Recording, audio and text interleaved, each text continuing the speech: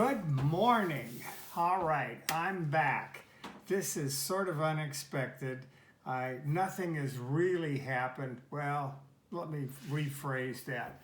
For sure, I'm dealing with the bureaucracy. I think I told you guys last time that there were two ways that they could ameliorate the situation I'm in. I could either have a temporary thing where they shock me on the front and the back. They call that a cardio conversion. And that worked, and it worked really well last time, but then it went away. Or they can do an ablation where they scar the inside of your heart that keeps the signal from going around and interrupting it. My upper chambers beat at least twice as fast as the lower ones when I'm in atrial flutter. They call it flutter because it makes a real pretty flutter design on the oscilloscope when they check it. So that is pretty much, that lasts a lot longer. It probably will last the rest of my lifetime. So they scheduled me for both. I said, they call me the very next day, they call me up and they say, this is the cardiac department. We want to schedule you. Great. I'm so excited. We're going to schedule you for this front and back. Oh, well, that's only temporary. Have you talked to the doctor? Yes, he said he wanted to do this, but he said he was scheduling me for the other one. Oh, we're going to schedule you for both, whichever comes up first. And they're both 2 months in the future. Fine. And today, this afternoon, I'm getting a call I've already got a call on the one I don't really, I want them both, but the temporary one. So today I get a call on what I consider the permanent one. So at 2:30 this afternoon. But why I'm talking to you today is because I have had some of the weirdest symptoms. I mean, weird. So day before yesterday, Dottie was taking me down to pick up my car. And as we got it, and everything was fine. I'm 2 minutes into the ride, and I'm in the passenger seat, just, talking, chatting with Dottie. And all of a sudden I started to have chest pains. And I thought, well, that's weird. I'm not exerting myself. I'm not walking, and I walk slowly to get into the car. What's going on? So with my trusty Apple Watch, which I don't have on, I check my pulse, and sure enough, it's 117. Well, that's not good, just sitting here. And so Dottie said, are you worried about my driving? I said, not that much. And so it goes up. It goes up to 127. I'm really having pain. So I pop one of my nitro pills, and the pain goes away, but the pulse doesn't. I said, pull over this side. So I want to make a decision, have her take me to the local hospital, which is not a Kaiser, but I thought if I'm going to die, I don't want to die on the side of the road. But anyway, she sits by the side of the road. The watch says the pulse goes down to 110, 90, 99, 90, 80. Oh, okay. Well, let's just keep going. We'll go pick up my car because it's, on the way. So I'll keep going, and all of a sudden, as soon as she starts driving, the pulse rate goes up. Well, this is crazy. And so now I don't have the pain because I popped the pill. All right, take me to the hospital. What the hell with it? So we get to the hospital. As soon as she parks, the pulse rate goes down. I thought, well, just sit here, honey. I don't want to go in because I know what's going to happen. They're going to say, oh, yeah, you're 87 years old and, this and that. And Kaiser doesn't know what to do. I'm going to waste they're going to give me a blood test to see if I have the enzyme to have a heart attack. And I'm going to waste the whole day in the hospital. So I'm thinking, no, let's just sit here. So I wait. I mean, about 2 or 3 minutes. Didn't take that long. My pulse gets down to 70. I think, oh, all right. that's good. Let's go pick up my car. So she drives to pick up the car, no issues, no problems. And so I pick up the car and, chat, and I drive the car home, and I'm thinking that was real. No, that's right. We didn't pick it up. We left it there. We had some more things I wanted them to do on it. So I get home, and she's driving the whole time, but I'm thinking, this is really weird. I'm a little concerned about this. The next day, we have to go to the dentist in Stockton. Now that's about an hour's drive for us. It's about 40, 50 miles. So I said, honey, I want you to drive. You take your car.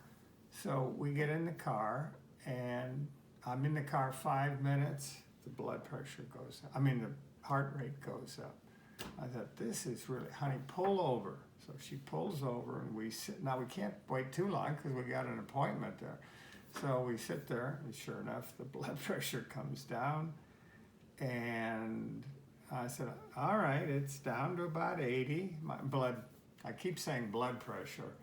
The pulse rate comes down. So, all right, it's down to about 80. Let's go. So we drive up, and the speedometer goes up, and the heart rate goes up. And I said, what is this? And so she says, well, don't look out the window. I thought, what? So, oh no, let me back up a bit. No, so we'll stop at a light, and the blood pressure, the blood pulse rate goes down. And all of a sudden she starts going, the pulse rates go up. And of course I'm communicating this.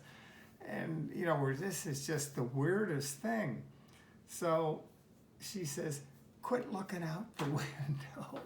I said, really? She said, yes. So I sort of down like this, looking at my watch, not seeing anything. And it goes up a little bit, but not maybe up to maybe 99 or 100. The pulse, but it doesn't go up. And I thought, this is weird. So I take a sneak peek. There it goes up again. I thought, this is weird. So she said, shut your eyes. Well, I did. So, but it's hard to take your pulse rate with your eyes are shut. But I did, so then I would peek periodically, and it would stay down. Now, so it's the darndest thing. So we go to the dentist. Everything's fine in the dentist office. I can't walk fast, but I couldn't before, but it never goes up. It stays in the 80s, low 80s, unless I'm walking. It stays in the 70s and goes up in the 80s when I walk, but it's just, and I'm we're in there for, because there's two of us, we both have appointments, I'm in there for 2 hours, and everything's fine. We get back in the car, and I said, now is it gonna do it again? Sure enough, the speed goes up, the pulse rate goes up. It's visual. Well, let me tell you, even gets more interesting. So I get home, I write a little note to my doctor, and I'm going to see what, he hasn't responded to that. That was yesterday. So that night, we're going out to dinner. And to go to dinner, it's about 10 miles away or something. We have to get on the freeway for a short run. And I said, you're driving, honey. I don't want to drive. And so we get on the freeway. Sure enough, same thing happens again. I'm going, this is crazy. So by now I know I don't look out the window, and I keep my eyes shut. And so we get at the restaurant, and I walk to the restaurant. Everything is fine in the restaurant. We're there with friends, and I get a nice healthy meal, salad, and nothing, none of the bad stuff that I don't eat. And I thought, now it's dark because it's winter here, and so I thought, well, this is going to be interesting. So I'm going to see. I'm not going to look down. I'm going to look out. And sure enough, it goes up, but it doesn't go.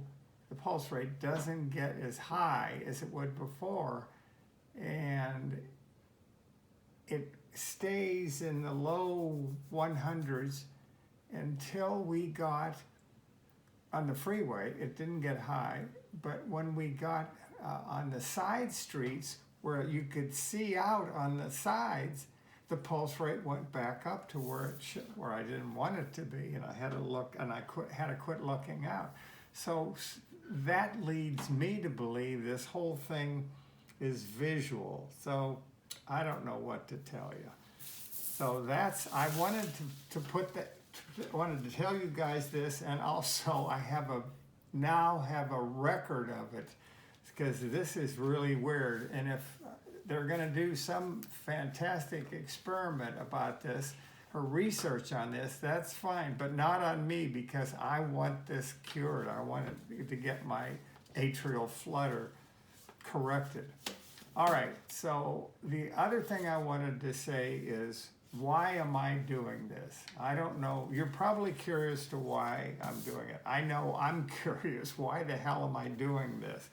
It takes a pain in the neck to set all this stuff up, to sit here and talk to you, which is not, I don't really like to hear myself talk that much, but I'm a great fan of Jay Leno, and Jay Leno had a car that won the Baja 1000, and it was a Bronco that Rod Hall had driven. He participated in like 50 of the Baja 1000s, and he won the first 25. I mean, he was a motor legend, and he passed away of Parkinson, and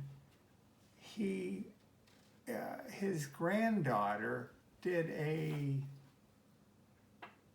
retrospect, or he did a documentary on him and the car, and I watched it, and I was interested, and I wanted to see how someone roughly my age, he was my age when he got Parkinson's, or no, man, was younger, I think he was in his 70s, I think he passed away in his late 70s.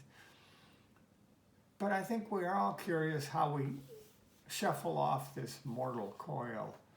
And I learned from him, I learned some things. And so perhaps if people can learn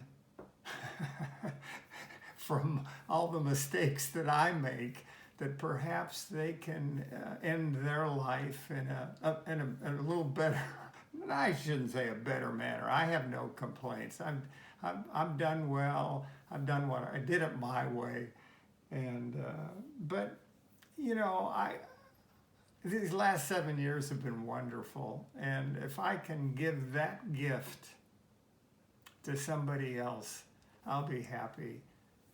So that's basically why I'm doing this. You know, if you have heart disease, or you know someone that has heart disease, I'm just an old fart.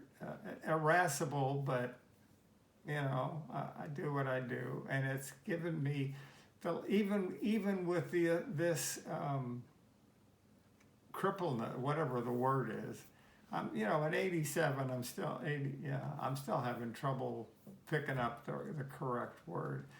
But even at 87, even with this disability, I'm still having fun in life. I'm still doing stuff I enjoy, not everything. I'd sure like to be able to go up and down stairs at a little faster pace, and be able to walk faster, farther, and other stuff. But anyway, so that's why I'm doing it, and I hope you guys enjoy this, and I will probably write it again, because I'm going to, not write, I'll probably do this again. I'm going at 2:30, as I said.